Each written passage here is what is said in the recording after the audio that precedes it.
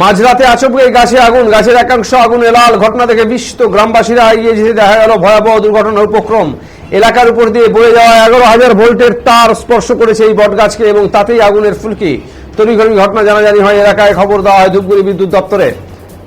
খবর পেয়ে বিষয়টি জানানো হয় সংশ্লিষ্ট দপ্তরকে। ঘটনাস্থলে পৌঁছে এই গাছ থেকে তার সরিয়ে দেওয়া হলে পরিস্থিতি স্বাভাবিক হয়। তবে এই ঘটনায় যথেষ্ট আতঙ্কিত হয়ে পড়েন এলাকাবাসীরা। তাদের দাবি, আগুনের ফুলকি যেভাবে পড়ছিল তাতে তার ছিঁড়ে বিপত্তি হতে পারত।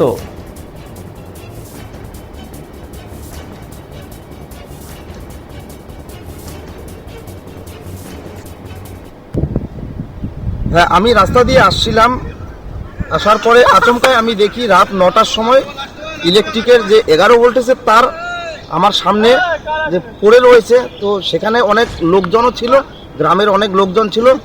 ওনারা সবাই আমাকে যেতে বাধা করছে যে ওখানে যাবেন না, ওখানে ইলেকট্রিকের 11 ভোল্টেজের তার শর্ট সার্কিটের মাধ্যমে ওখানে জ্বলছে।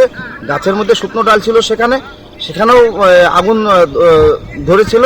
তারপরে তৎক্ষণাৎ আমি ফায়ার ব্রিগেড বা ইলেকট্রিক অফিসে ফোন করি। তুরন্ত ওনারা তখন রাত 10টার সময় এখানে সেই তার। হ্যাঁ, আমি রাস্তা দিয়ে আসছিলাম,